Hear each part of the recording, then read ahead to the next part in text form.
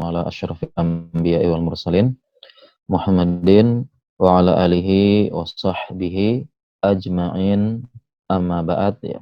Baiklah teman-teman Sivitas Akademika, teman-teman di UGM ya. Kita sama-sama dari UGM, saya juga memiliki ikatan batin yang kuat dengan UGM ya, terlebih Yogyakarta ya. Kita semua rindu Yogyakarta ya, termasuk saya juga. Saya juga dari S1-nya dari UGM, kemudian melanjutkan S2 dan spesialis juga di UGM ya. Jadi kita sama-sama satu alma mater ya, mudah-mudahan bisa ada hubungan ikatan batin. Dan alhamdulillah ya teman-teman sekalian, pada kesempatan sore hari yang penuh berkah ini ya, kita sekedar sharing ya. Tema kita pada kesempatan sore hari ini yaitu sikap muslim. Bagaimana sikap muslim menyikapi isu-isu serta informasi ya, terlebih terkait dengan dunia kesehatan ya. Mungkin ada kaitannya dengan informasi, dengan seluruh dunia sedang fokus, sedang membahas hal ini. Kalau kita berbicara ya, judul dari kajian kita ya, sikap seorang muslim menyikapi isu berita terkait dengan kesehatan ya. Di situ ada kata-kata seorang muslim ya. Berarti kalau ada soal kata-kata seorang muslim, tentunya prinsip kita mengembalikannya kepada Allah dan Rasulnya, dan kita juga harus punya pedoman ya dalam bersikap, termasuk sikap kita ini dalam menyikapi berita. Jadi kita harus punya pedoman begitu. Pedomannya adalah tentu saja Al-Qur'an, nas hadis yang sahih, kemudian penjelasan para ulama, tafsir para ulama ya. Jadi kita pun harus bersikap ilmiah ya, dan ternyata seorang muslim itu juga harus bersikap ilmiah. Ya, sebagaimana teman-teman Sivitas Akademika ya. Teman-teman ya, saya yakin teman-teman ini cerdas-cerdas ya, pinter-pinter dalam bagian akademik ya. Apalagi UGM memang benar-benar istilah menekankan kepada sisi akademik dan ilmiah, berpikir kritis ya. Dan ternyata kalau kita pelajari ya, kalau kita pelajari dalam agama Islam, ternyata agama Islam juga punya prinsip-prinsip yang sangat kritis dalam menyikapi suatu isu berita. Kita harus bersikap ilmiah dan kritis. Dan ini tergambarkan apabila kita mempelajari ilmu mustalah hadis ya. Ada ilmu riwayah, bagaimana kita mendapati informasi hadis itu benar-benar valid ya. Apabila kita mempelajari ilmu mustalah hadis ya, kita akan benar mendapati ternyata para ulama itu sangat kritis, sangat detail ya, membahas mana sikap kita menyikapi suatu informasi berita ya. Ini dia eh, seorang, bisa dikatakan orang yang ngaji, yang aktivis dakwah, tentu dia harus lebih baik lagi ya, lebih baik lagi ya, paling utama menerapkan sikap kritis ini, itu seorang muslim. Kemudian juga selanjutnya dalam menyikapi suatu kita ya, suatu isu. Nah, di sini juga Islam juga mengajarkan bagaimana kita menyikapi suatu isu berita, baik dalam menerimanya, bagaimana berita tersebut. Yang ketiga, bagaimana kita menyebarkannya. Ini semua sudah diatur dalam Islam ya, subhanallah. Jadi kita, kalau kita belajar Islam ya, dengan baik, kita belajar dengan cara yang benar ya, terlebih kita serius belajarnya, kita belajar bahasa Arab ya, kita belajar ilmu qawaidul fikih, kita belajar ilmu usul fikih, kita belajar usul tafsir, belajar ilmu mustalah hadis ya, kita dapati ternyata ada sisi kritis di situ ya. Sebagaimana kita orang aktivitas akademika, kita benar-benar berpikir dengan kritis ya, seperti itu. Ya, dan ini juga terkait dengan isu kesehatan ya. Isu kesehatan secara umum ya, berarti kalau kita berbicara kesehatan, sama seperti dengan berita-berita yang lainnya, sama dengan bagian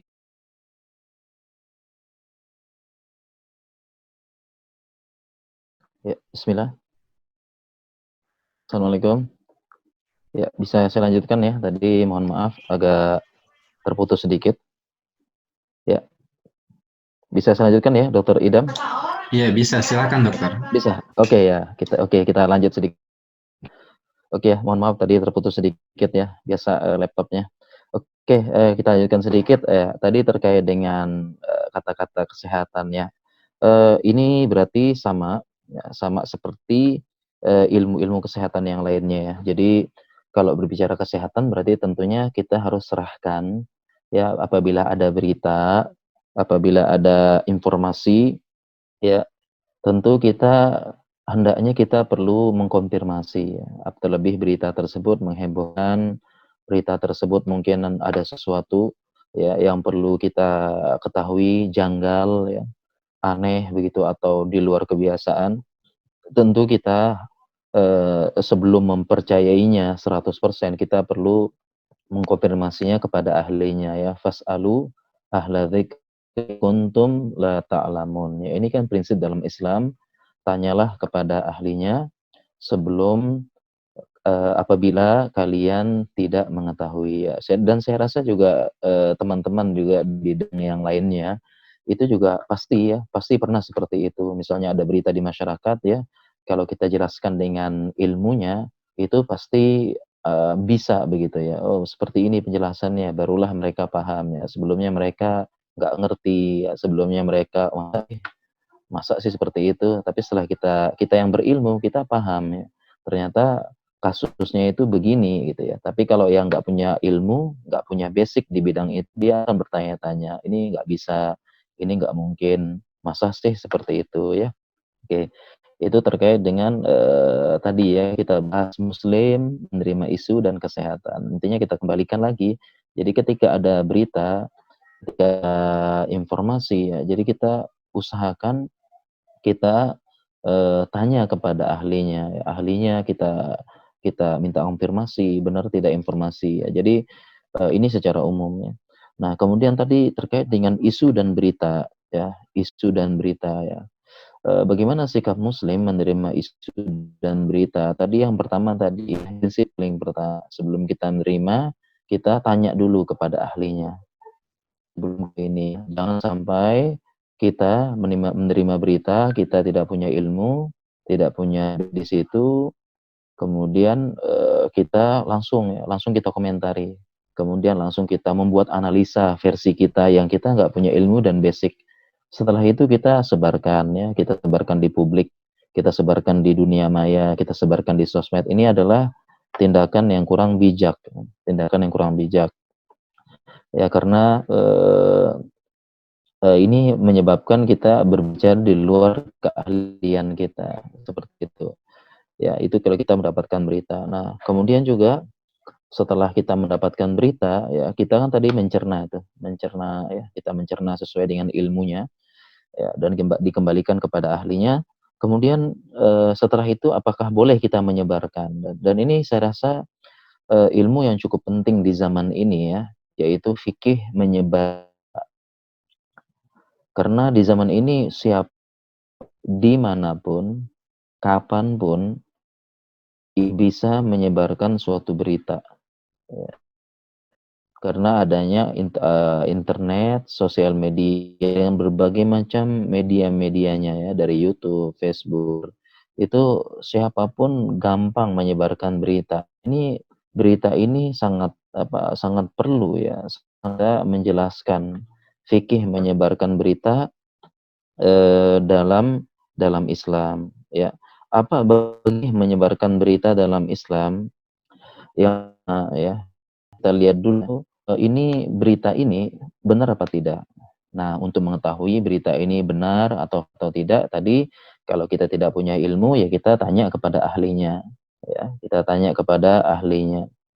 Kemudian yang kedua, kalau memang, berita ini benar begitu ya, kalau berita ini benar, kita pun perlu tanya juga, apakah berita ini bisa disebar ke umum atau tidak? Bisa disebar ke publik atau tidak? Apakah berita ini konsumsi publik atau tidak? Jadi seandainya valid tersebut, ya, kita juga harus menahan diri menyebarkan berita. Apakah ini bijak disebarkan di publik atau tidak?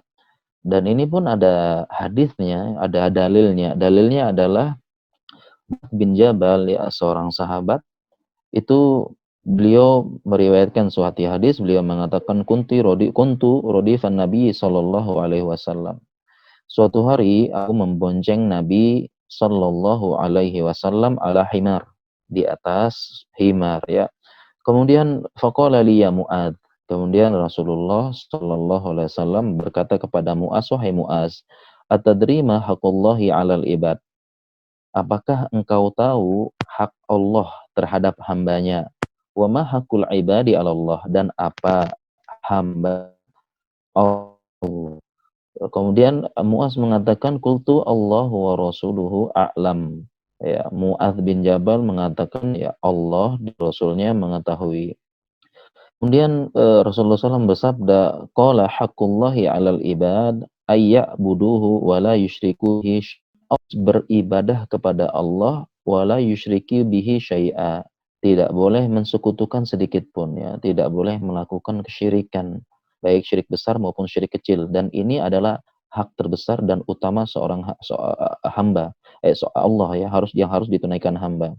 Kemudian beliau melanjutkan wa haqqul ibadi 'ala Allah alla yu'adziba man la yusyrika bihi syai'a. Dan haknya hamba yang Allah akan tunaikan adalah Allah tidak akan mengazab, ya, hamba yang tidak menyekutukan Allah.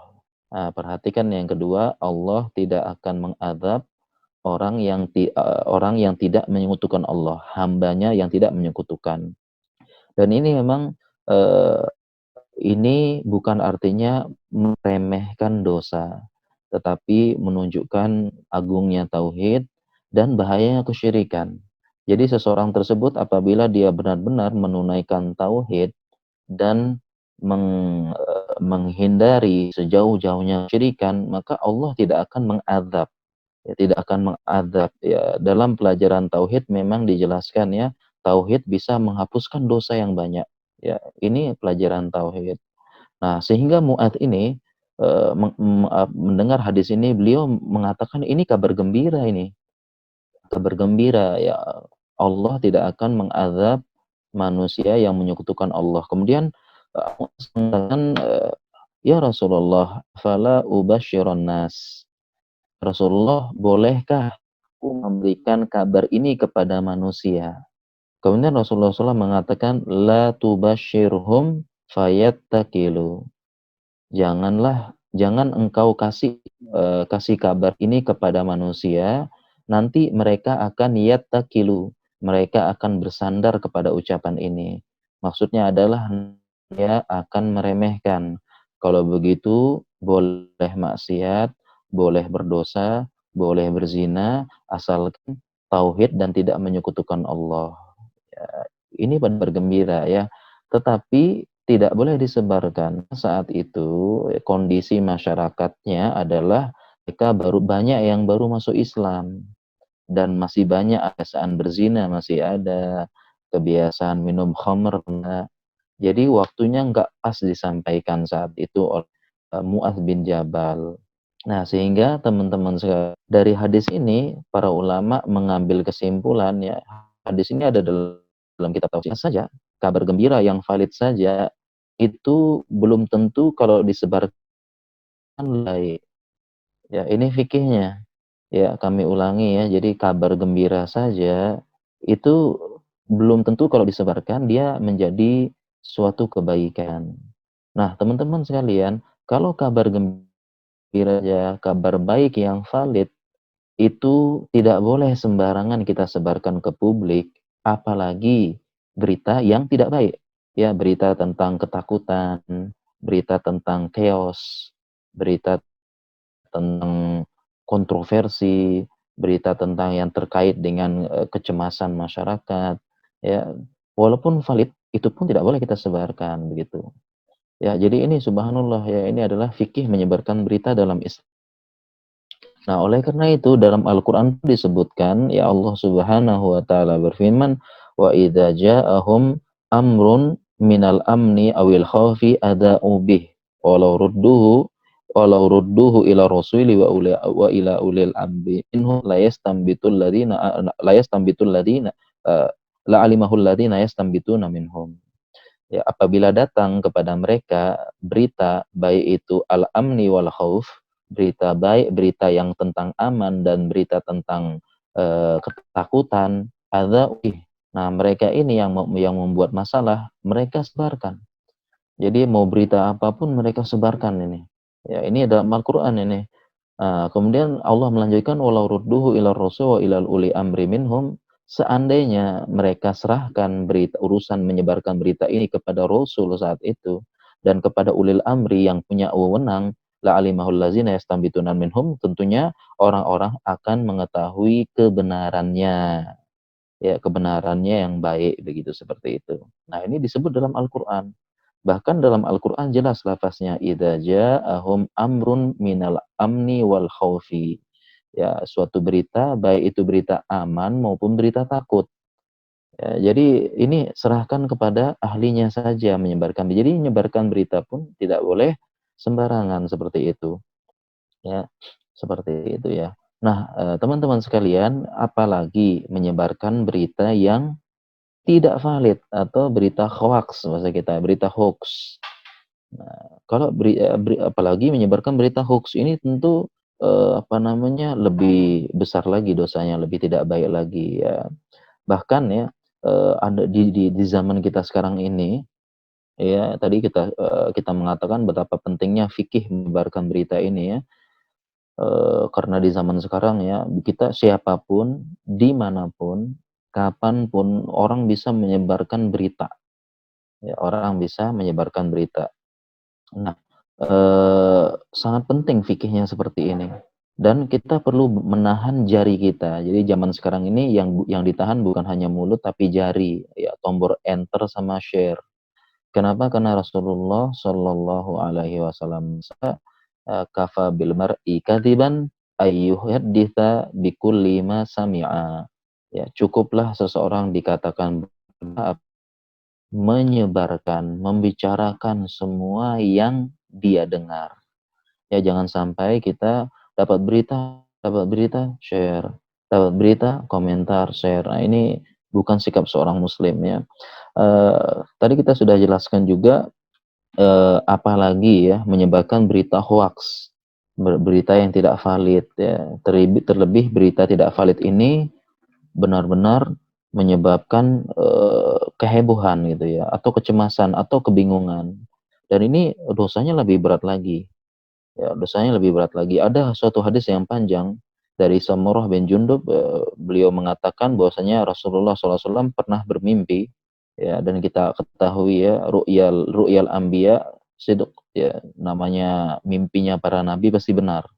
Ya Rasulullah SAW bersabda, "Ra'aitul lailata rajulaini atayani."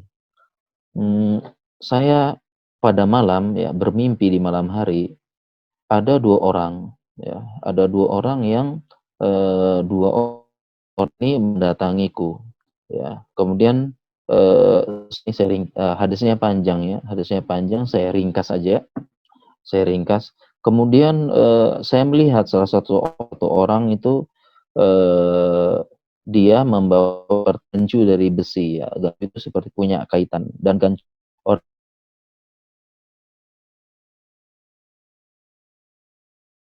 robek pipinya, ke tengkuknya. Jadi ditarik dari sini, ya dirobek begitu sampai ke belakang ya. Kemudian, dia ditarik lagi, masukkan ke mulutnya, ditarik lagi ya. Kemudian ya pipi tadi setelah itu ya, dari mulutnya ditarik ke arah tengkuk ya, robek ya, cara nyiksanya seperti itu. Kemudian akhirnya beliau pun memberikan penjelasan tentang hadis tersebut, ternyata, dijelaskan oleh malaikat ya, kenapa orang tersebut disiksa seperti itu. Maka Jawabannya beliau adalah ammar rajulul awwal alladhi ra'aitahu fa innahu rajulun kadzdzab yakdhibu katsbah fatuhmalu anhu fil afaq. Ya, ini hadisnya ammar rajulul awwal, adapun lelaki pertama yang engkau lihat dihukum seperti itu, ya ra'aitahu fa innahu rajulun kadzdzab, laki-laki yang berdusta. Ya, dia pendusta. Yakdzibul kadzbah, dia berdusta dengan satu kali dusta. Tetapi fatuh malu anhu fil afaq, tetapi beritanya ini nyebar sampai ke ufuk-ufuk. Ya, nyebar ke seluruh penjuru dunia maksudnya. Ya, jadi zaman dulu ada memang ya orang yang dia suka berdusta, kemudian kedustaannya menyebar. Kalau zaman dulu sulit, zaman dulu. Ya, zaman dulu untuk mendapati hadis seperti ini sulit, menyebar ke berbagai ufuk, afaq gitu ya. Tapi di zaman sekarang sangat mudah ya, sekali pencet kreng gitu, sekali share terus gitu, kemudian menyebar ya, menyebar viral bahasanya itu. Ini gampang sekali hadis ini ya. Jadi masya Allah ya, kita benar-benar harus hati-hati di zaman ini untuk apa namanya, untuk menyaring berita dan menerima berita begitu ya. Nah, jadi ini sikap muslim ya dalam menyikapi suatu isu, kemudian suatu apa namanya, suatu isu dan suatu berita serta cara menyebarkannya dan sebagainya. Nah, kemudian saya lanjutkan sedikit. Ini terkait dengan sikap ilmiah kita dalam mengetahui suatu berita apa tidak. Ya, tadi saya bahas bagaimana terkait ilmu hadis para ulama, ilmu hadis dari para ulama. Jadi para ulama kalau bahasa menerapkan ilmu yang benar-benar valid ya, dan benar-benar kritis bahasanya seperti itu. Ya, eee, kita perhatikan, saya gunakan prinsip ya, gunakan prinsip hadis. Contohnya sekarang kan sedang hangat ya tema konspirasi misalnya ya, tema konspirasi atau tema apa seperti itu. Nah, bagaimana kita mengetahui ini konspirasi atau tidak misalnya ya, kita kembalikan kepada sikap Islam ya dalam, berpikir ilmiah seperti itu. Nah, contohnya seperti ini ya, dalam ilmu hadis ya. Kita terapkan ilmu hadis ya yang diterapkan para ulama. Ketika ini ada seseorang mengatakan suatu pendapat atau dia berbicara suatu pendapat, dia bilang misalnya ini konspirasi misalnya ya. Maka kalau ilmu hadis dia lihat dulu, oh siapa dulu, ngomong ini siapa? Ya, apakah orang ini dikenal atau tidak? Ya, diteliti dulu ya dalam ilmu rawi hadis, ruwatul ahadits ya. Ruwat itu rawi. Jadi dilihat dulu yang ngomong ini siapa dalam ilmu hadis ya. Nah, sama dengan juga ya, ada orang ngomong seperti ini, kita lihat dulu.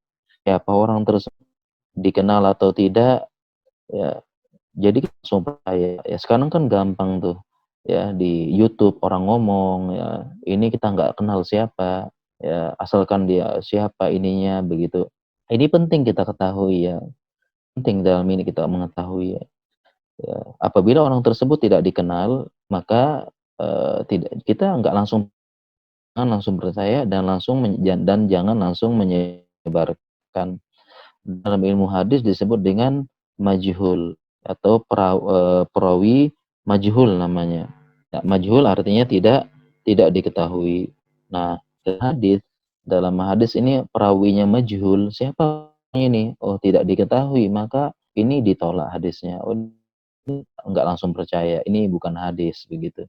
Nah, kalau kita terapkan sekarang contohnya ya, contohnya apabila ada WhatsApp. Nah, ini kan paling sering ya kita dapati ya.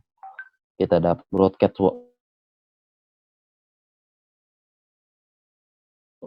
tentang ini, beritanya tentang COVID misalnya, beritanya tentang wabah. Kita lihat ternyata case WhatsApp tersebut ya, kita lihat ternyata penulisnya nggak ada.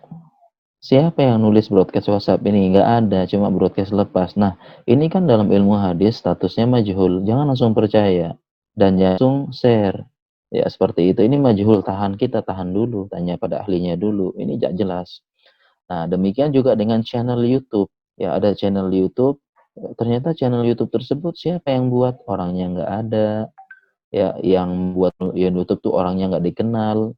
Nah, ini majhul namanya. Berarti kita ya jangan langsung percaya. Ingat ya, ini bukan artinya langsung mengatakan bohong, bukan. Jadi kita tidak langsung memvonis ini bohong, tetapi kita jangan langsung percaya dan jangan langsung share.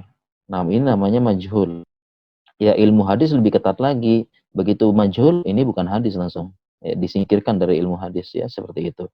Nah, jadi jangan percaya ada broadcast yang tidak ada penulisnya, jangan percaya. Jangan langsung percaya. Ya. Kemudian begitu juga ada channel YouTube. Ini apa sih channel YouTube-nya? Ternyata orangnya nggak jelas ya. Jangan langsung percaya.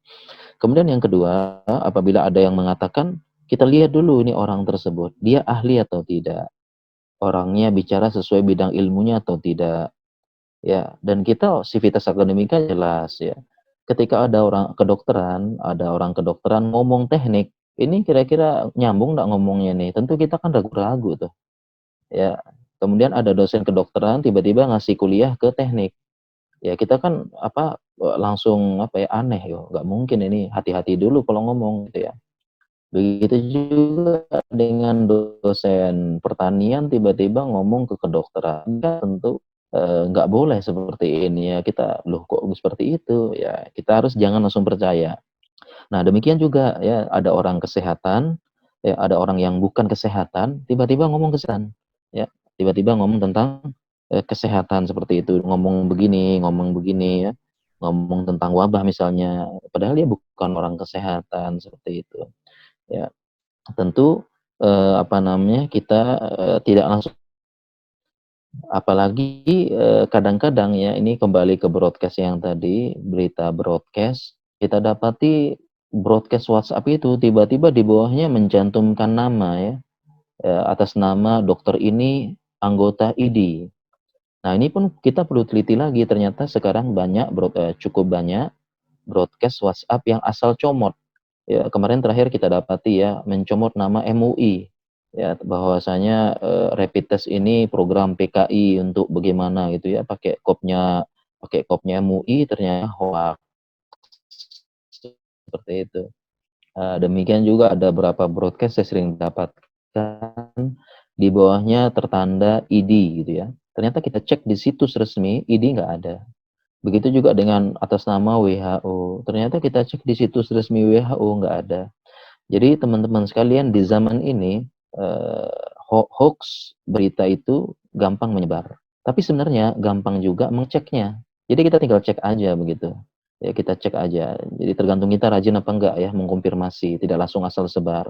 Ya, padahal tinggal kita, kalau ada orang nama ini, kita tinggal cek, benar enggak dia dokter, bisa kita cek. Atas nama ID, benar nggak, lihat situs resmi ID. Atas nama MUI, benar nggak, lihat situs resmi MUI. Ternyata nggak ada. Ini kita hati-hati ya. Nah, sehingga poin kedua ini, seseorang tuh harus berbicara sesuai ahlinya. Kita lihat dulu ketika dia berbicara kesehatan, dia ahli kesehatan apa enggak. Karena saya beberapa kali mendapati ya, dia berbicara kesehatan, ternyata bukan orang kesehatan ya, dia orang bisnis, dia orang ini ya, ini, dan ternyata juga kita lihat dari kurikulum vitae-nya, dia belum pernah belajar begitu ya, belum pernah belajar kedokteran kesehatan gitu. Jadi kita jangan langsung percaya bahasanya. Bukan maksudnya kita mengeneralisir, kalau yang bukan ini berarti bohong, enggak. Kita jangan langsung percaya, ya.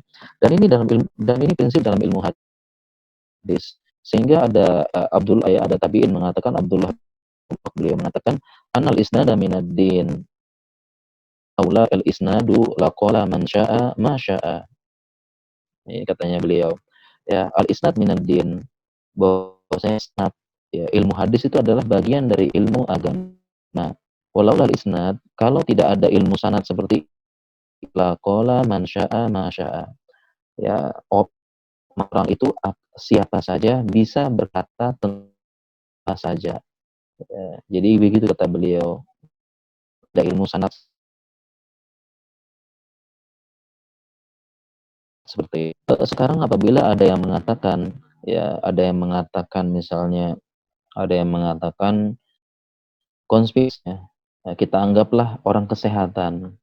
Ada dokter yang mengatakan konspirasi, dokter umum misalnya, atau dokter jantung ya mengatakan ini konspirasi katanya. Nah, kemudian tapi, beberapa ahli di bidangnya, ya misalnya ahli mikrobiologi klinik ya, atau ahli dari spesialis saya juga ikut, tentang mikro ya, patologi klinik mengatakan, "Oh bukan, seperti ini." Nah, kalau seperti ini mana yang kita dapati, ya, mana yang kita benarkan. Dokter juga ngomong ini, dokter juga ngomong ini. Loh, ada dokter yang ngomong ini, ada dokter yang ngomong ini. Mana yang kita ikuti kalau begitu? Nah, ternyata dalam ilmu hadis ini juga dipelajari juga dalam ilmu hadis ya. Jadi ini perlu kita jelaskan dalam ilmu hadis ada namanya istilahnya hadis syadz.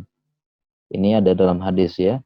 Jadi hadisun rawahu thiqatun ya yukhalifu man huwa awthaqu minhu, atau dia yukhalifu ruwatan adidatan. Dia sikotan ya, sikotan adidah. Hadis tas adalah hadis yang diriwayatkan oleh orang yang sikoh, ya orang yang sikoh, orang yang terpercaya, tetapi hadisnya ini berselisih pendapat. Dia menyelisihi orang yang lebih sikoh lagi. Jadi dia ini sikoh, terpercaya, tapi ngomongnya bertentangan dengan yang lebih sikoh. Nah ini hadisnya hadis syadz, hadis yang tidak diterima. Yang mana yang kita lebih terima dalam hal ini? Kita lebih terima yang awthaqu minhu, yang lebih sikoh. Atau hadis syadz ini ada orang yang sikoh, perawi terpercaya, ya dia ngomong, tetapi bertentangan dengan perawi lain yang sikoh tapi lebih banyak. Dia bertentangan dengan 10 perawi sikoh. Maka yang satu ini tidak diterima hadisnya. Nah, hadisnya disebut hadis syadz. Ya. Nah, sama juga dalam ilmu kesehatan. Kalau satu dokter mengatakan A, kemudian yang lebih ahli mengatakan B, tentu kita ikut mengatakan yang lebih ahli. Satu dokter mengatakan A, kemudian banyak dokter mengatakan B, ya kita ikuti kata-kata yang B, begitu seperti itu. Ya. Nah, kemudian ada kaidah 4 yang terakhir sebelum kita tanya jawab ya. Ada dalam ilmu hadis yang namanya istilahnya sohibul kissoh. Ya, dalam ilmu hadis, sohibul kissoh. Jadi, perawi yang dia menjalani peristiwa tersebut. Misalnya ada perawi yang dia menceritakan tentang jalannya perang Badar. Perang Badar tuh begini, begini, begini. Nah, dia pelakunya perang Badar. Maka perawi ini disebut dengan sohibul kissoh. Nah, tiba-tiba ada perawi lain yang dia bukan sohibul kisah, dia hanya menukil.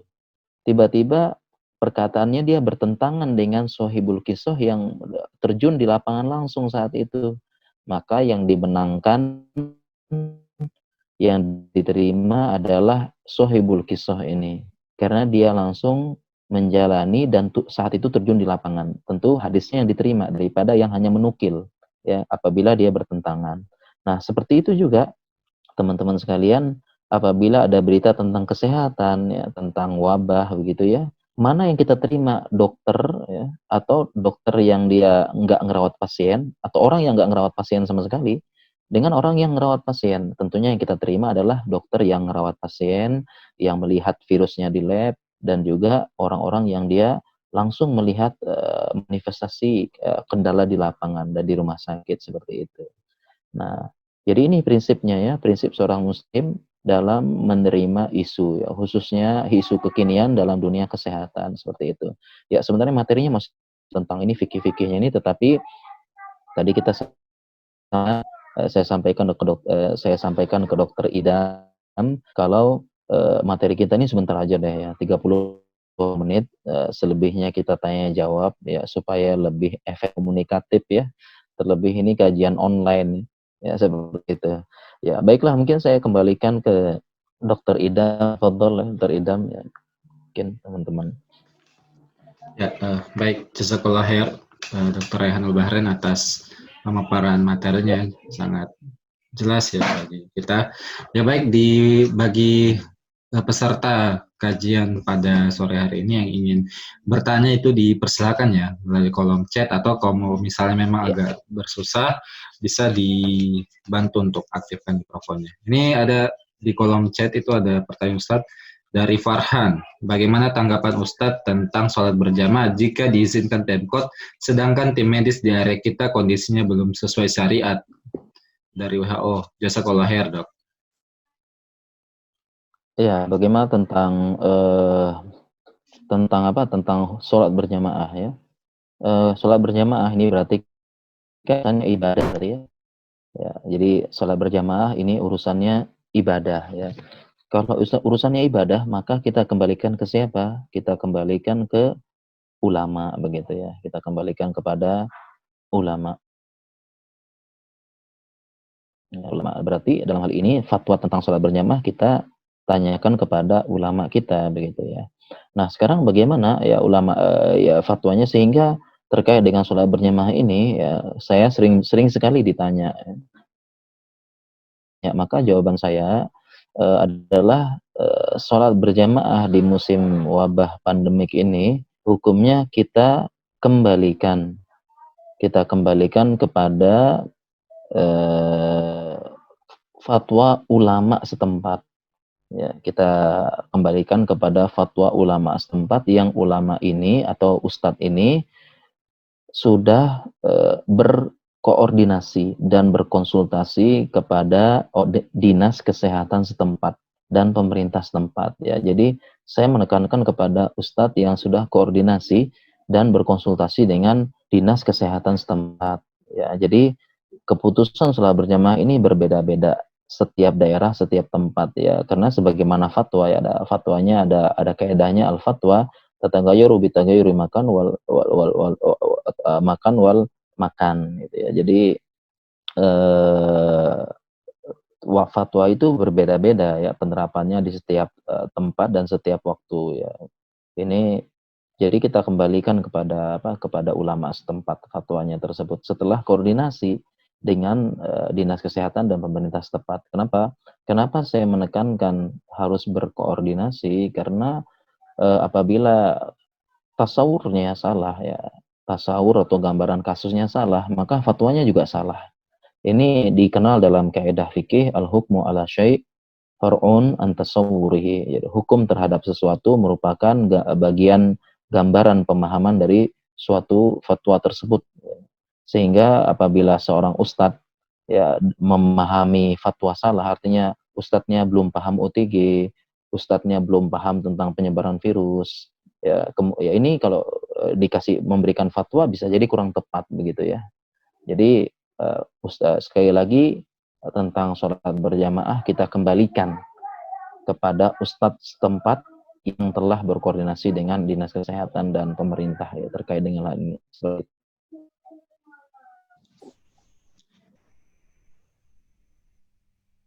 Baik, demikianlah tadi penjelasan dari Dr. Rehan Bahrain.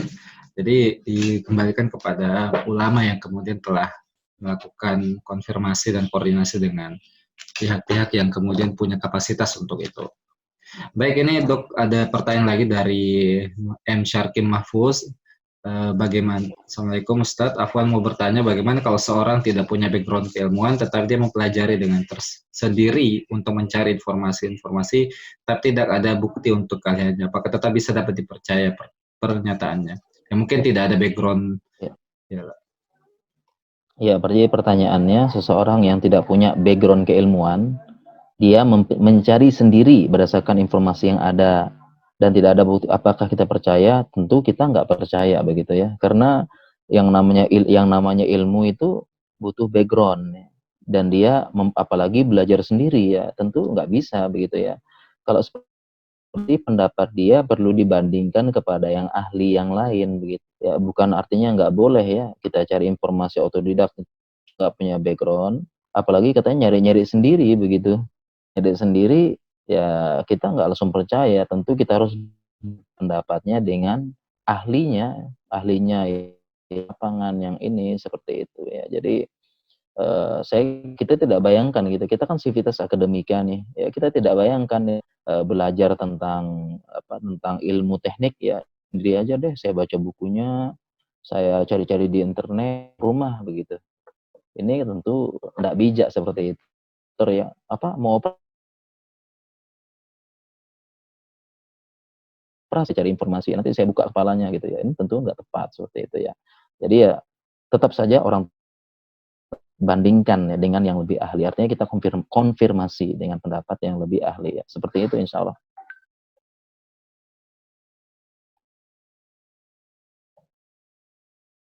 Ya baik, terima kasih Ustadz atas jawabannya. Jadi ini ada lagi pertanyaan dari Widya Kasari gitu. Assalamualaikum Ustadz. Izin bertanya, bagaimana hukum seorang pakar menggunakan titelnya untuk berjualan produk-produk yang secara ilmiah itu belum terbukti? Ya, ya oke, ada pertanyaan bagaimana seseorang menggunakan gelar titelnya untuk menjual suatu produk yang belum terbukti ya, ini tentu tidak tepat begitu ya. Jadi ya sesuatu itu harus terbukti begitu ya. Mungkin maksudnya bisa jadi mungkin menjual produk atau obat begitu ya. Nah, ini juga kan kita sebagai seorang sivitas akademika harus berpikir ilmiah ya.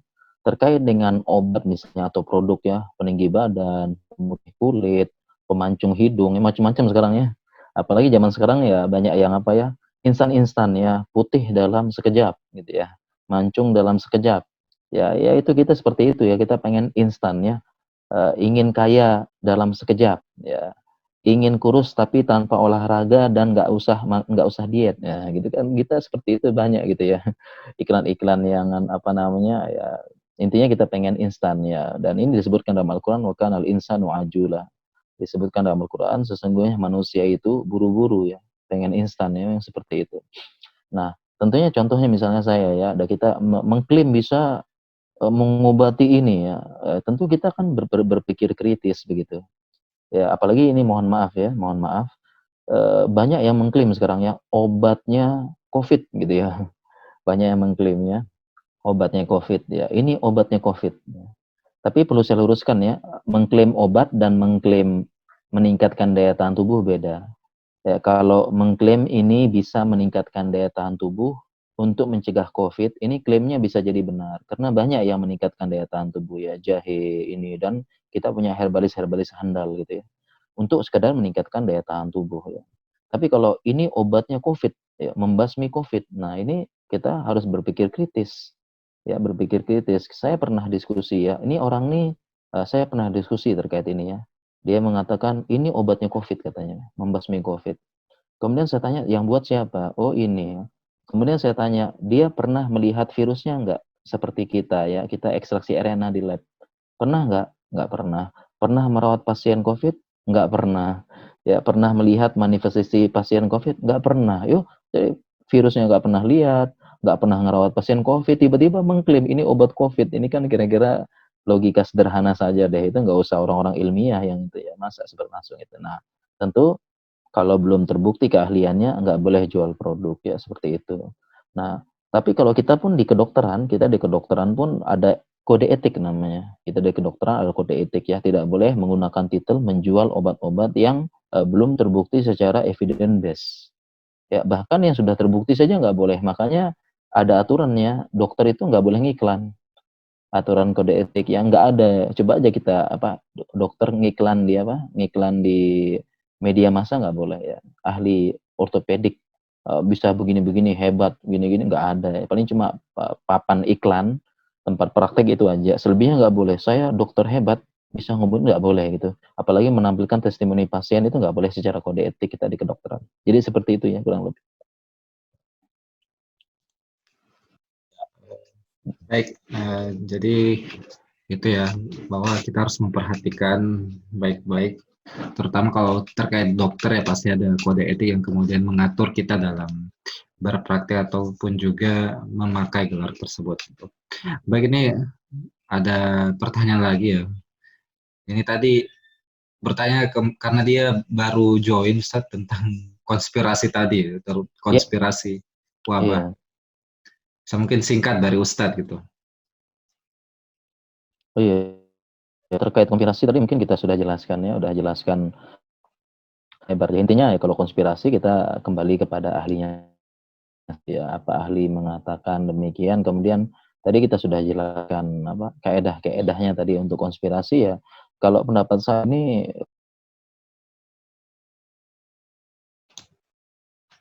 kalau wabah nih Covid ada adalah berbahaya bukan seperti virus flu biasa. Ya kalau mungkin konspirasi, jadi intinya perlu dibedakan ya konspirasi sains dan bisnis. Ya biasanya pecinta konspirasi pukul rata gitu ya. Pukul rata pokoknya semua ya. Kalau konspirasi sains ya mengatakan ini konspirasi sains ya semua dokter sepakat sandiwara bohong gitu ya. Ini nggak mungkin seperti itu. Sedunia perawat mereka konspirasi aja, main-main aja mereka bohong-bohong settingan itu konspirasi sains ya artinya ilmunya nggak ada, bohong-bohongan semua itu nggak benar seperti itu. Ya terkait dengan konspirasi bisnis, nah ini juga bisa jadi ada, tetapi kalau konspirasi bisnis vaksin ini saya punya penjelasan yang panjang, ringkasnya jawabannya nggak ada. Gitu. Jawabannya nggak ada. Pokoknya ini agak panjang deh ceritanya nih ya. Intinya ada. Nah, mungkin kita ini perlu pertemuan khusus nih kalau bahas ini ya, karena jangan dijelas setengah buktinya. Ya, saya biasanya jelasin juga pakai slide gitu, biar kita jelaskan bukti-buktinya itu ya. Intinya juga nggak ada juga ya. Jadi kalau yang memanfaatkan bisa jadi ada, tapi kalau tuduhan bahwasanya apa namanya produksi vaksin itu untuk bisnis ya, untuk bisnis apa, untuk menghancurkan elit global dan itu tidak benar seperti itu ya. Ya, jadi kita kembalikan aja ke ini, kembalikan aja kepada apa, kepada ahlinya begitu ya. Dan memang satu lagi eh, istilahnya masyarakat kita ini ya suka pendapat yang mainstream. Tadi kan sudah kita jelaskan tentang hadis syad gitu ya, hadis syad. Kemudian kita lihat apa namanya perawi satu dan perawi yang banyak kita menangkan yang banyak seperti itu.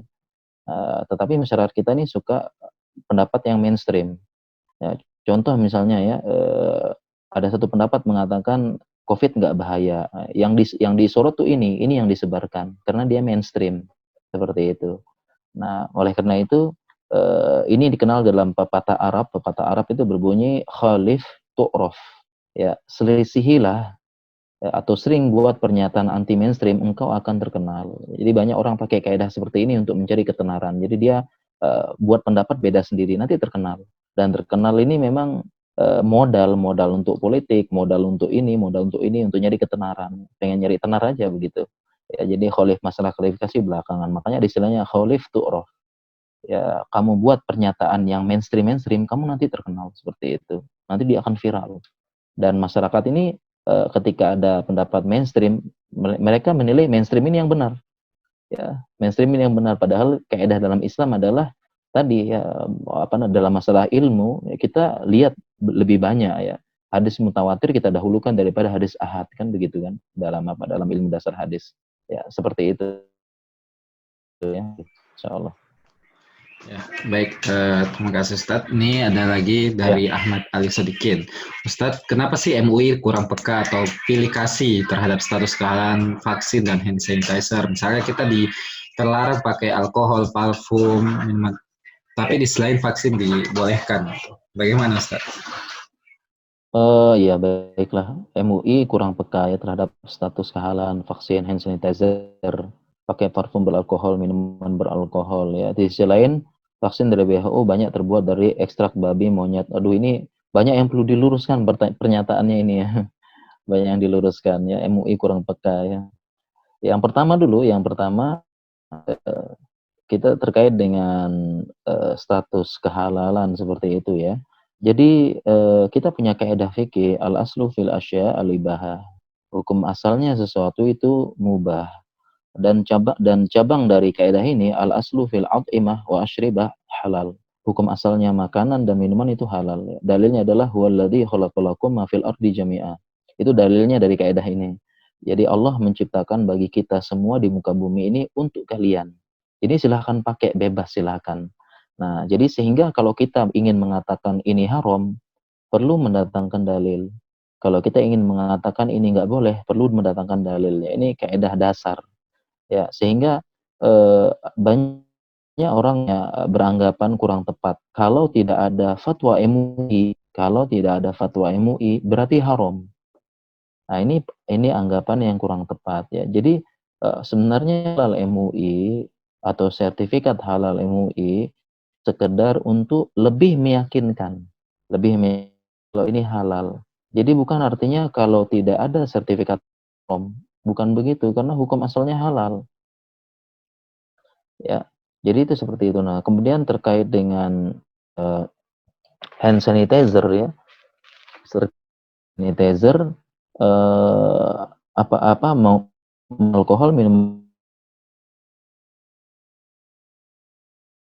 karena tidak semua alkohol itu khamr. Kalau kita kembali kepada hadisnya, hadisnya berbunyi kullu muskirin khamr. Semua yang memabukkan itu khamr. Nah, kita perhatikan ilat ya, ilatnya atau alasannya. Ini ada dalam ilmu usul fikih ya, ada namanya ilat. Ilat itu adalah alasan disebut diharamkannya. Ilat hadis ini adalah memabukkan. Kullu muskirin khamr. Jadi selama benda tersebut kalau dia memabukkan itulah yang haram. Nah, ini ada salah paham di masyarakat yang itu mengeneralisir semua alkohol itu khamr. Padahal kalau kita kembali kepada ilmu kimia, ya, saya yakin mungkin ada teman-teman kimia di sini ya. Ya, ada teman-teman kimia mungkin. Kalau kita di kedokteran dulu belajar biokimia. Ya, kalau kita kembali kepada ilmu kimia, ya, alkohol ini kan banyak jenisnya. Alkohol itu nama gugus, ya, OH, ya, meta. Contohnya alkohol macamnya metanol 1 gugus, etanol 2 gugus, pentanol 5 gugus, butanol 4 gugus.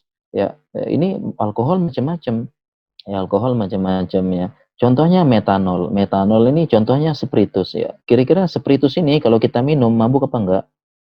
Ya, mabuk apa enggak kita minum spiritus? Ya enggak mabuk, ya, malah mati begitu ya.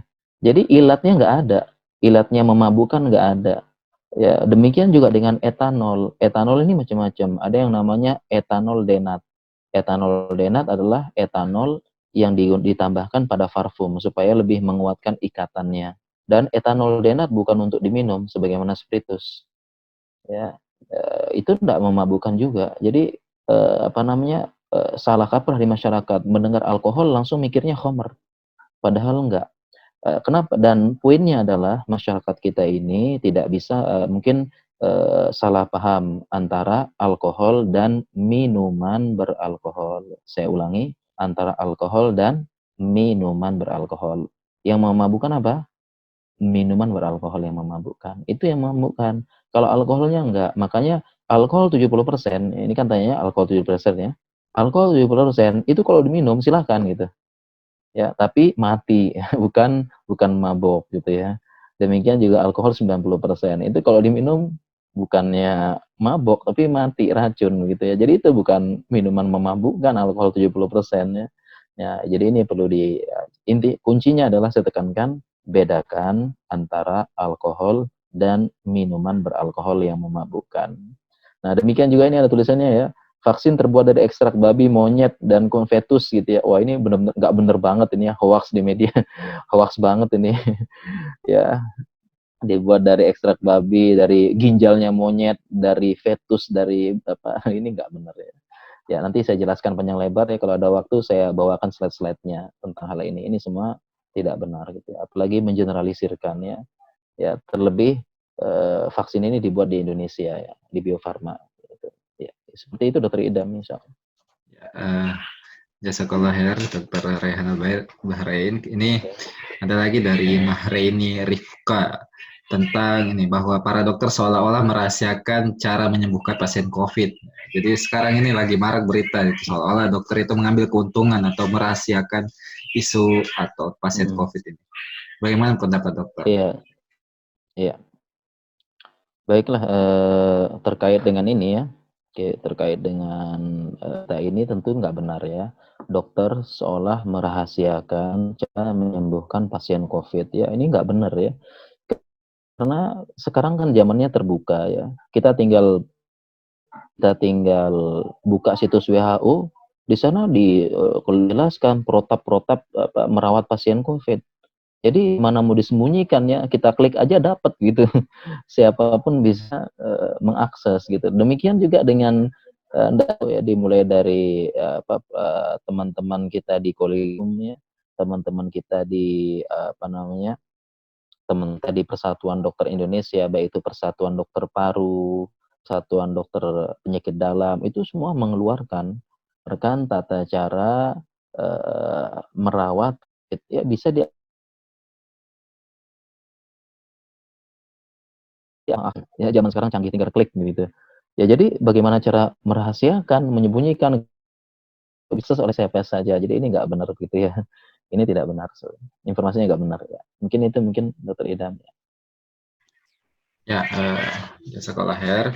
Nah ini ada narik dari Dokter Prita. Beliau ini Dewan Pengurus Nasional dari Bulan Sawit Merah Indonesia. Gitu. Ingin bertanya Iya, tentang rapid test RIGHA buatan Indonesia. Apakah sudah bisa didapatkan secara umum atau bagaimana cara iya, mendapatkannya? iya. Baiklah, rapid test RIGHA yang ini luar biasa ya. Ini adalah prestasi luar biasa dari anak bangsa ya. Ini kerjasama dari rumah sakit dari peneliti, teman-teman dosen di Fakultas Unram ya, kedokteran Unram ya, Fakultas Kedokteran Unram. Ya, ini teman-teman saya ya, karena saya di Unram. Yang kedua di UGM ya, teman-teman UGM, alma mater kita. Yang ketiga di Unair ya, kerjasama. Ini adalah hasil buah anak bangsa begitu. Dan ini juga sekaligus membuktikan apa ya istilahnya semacam tuduhan konspirasi ya, virusnya nggak ada, nggak bahaya ya. Kalau memang virusnya nggak ada, gimana alatnya dibuat begitu ya? Kita nyari antigen antibody sama antigennya kita deteksinya gimana gitu kan? Nggak mungkin. Jadi ini nggak mungkin banget ya. Dan juga apalagi kita kan muslim ya, muslim itu sebenarnya gampang ya. Jadi ini teman-teman sekalian ya, karena banyak pertanyaan tentang konspirasi ya, tentang konspirasi pertanyaannya ya. Sebenarnya gampang banget sebenarnya membuktikan konspirasi apa enggak, sangat gampang dan mudah. Gimana caranya? Kita gunakan prinsip Islam, yaitu tabayun ya, tabayun gitu ya. Gampang banget deh konspirasi apa enggak, tinggal datang ke rumah sakit gitu aja. Itu simple banget ya, tinggal datang ke rumah sakit rujukan Covid. Ya udah gitu aja sebenarnya, gampang sekali. Ya, itu solusinya. Hanya saja ya inilah beberapa orang ngomong-ngomong konspirasi ya, tapi ketika disuruh ke rumah sakit nggak mau begitu kan. Padahal saya yakin setiap kota itu pasti ada rumah sakit rujukan Covid-nya, pasti ada setiap kota. Tinggal datang aja, itu gampang banget sebenarnya ya. Membuktikan konspirasi apa enggak berdasarkan prinsip Islam yaitu tabayun gitu. Tinggal datang atau mau masuk ruang isolasi juga nggak apa-apa mungkin gitu ya. Boleh gitu mungkin kalau ini. Ya, jadi eh, intinya, nah kembali lagi rapid test High buat Indonesia didapatkan.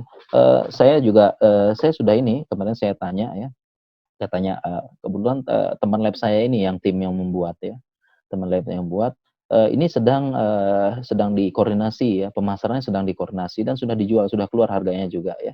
Dan ini bisa, insya Allah bisa didapatkan ya, hanya saja karena ini kerjasama dengan 3 universitas ya, jadi kayak sepertinya nih mendapatkannya di mana saya belum tanya ya. Nanti saya tanyakan mungkin teman saya. Jadi kemarin ini teman saya yang timnya itu membawa ke lab ya, membawa ke lab kita. Gitu. Kemudian dilihat ini bisa dipakai, kita sudah dipakai di lab ya, sudah siap-siap dipakai. Ya mungkin saya perlu tanya ya, perlu di mana dapatkannya ini, karena saya nggak detail. Kalau kita sih tinggal ngambil begitu bahasanya ya, tinggal hubungin teman itu. Tapi kalau untuk umum, apalagi beli dalam jumlah banyak, kita mungkin perlu tahu. Setahu saya kemarin diproduksi sekitar diproduksinya di Jawa kemarin, seperti itu. Ya. Ya, baik, Jazakallah Khair, Dr. Rehanul Bahrain atas pemaparannya dan juga jawaban-jawaban dari pertanyaan yang telah masuk. Ini saya melihat sudah tidak ada lagi. Mungkin yang terakhir, dokter, untuk closing statement Iya, dari dokter. iya, Oh, oke. atau Baik, baiklah ini mungkin yang terakhir. Jadi teman-teman sekalian yang semoga dirahmati Allah Subhanahu wa taala. Jadi apabila kita mendapatkan suatu berita, ya kita gunakan prinsip ya, sebagaimana judul kita ya, sikap dan prinsip muslim menerima isu dan berita dalam dunia kesehatan. Kita gunakan muslim ya. Muslim yaitu kembali kepada Al-Qur'an dan hadis. Kemudian kita menggunakan prinsip ilmiah dalam menerima berita, dan ini dia Al-Quran dan hadis. Yang intinya adalah kita dapat berita, ya, kita jangan langsung percaya. Kita kritis dulu, benar apa enggak. Yang kedua, Kalau kita bingung, kita tanyakan kepada ahlinya. Ahla dzikr in kuntum la ta'lamun. Kemudian sikap kritis bagaimana menyikapi berita, ya kita dahulukan yang lebih dipercaya. Kalau ada satu orang mengatakan A, kemudian banyak orang mengatakan B dalam ilmu sains, ilmu suatu sains, kita benarkan yang lebih. Dan sekali lagi menyebarkan berita. Tadi saya jelaskan di awal, berita baik saja itu belum tentu bisa dikonsumsi publik dalam Islam. Ini berita baik saja, belum tentu bisa disebar. Apalagi berita yang tidak baik, apalagi berita hoax, ya seperti itu. Ya, mungkin itu Dr. Islam, ya closing statement-nya ya, insya Allah. Ya,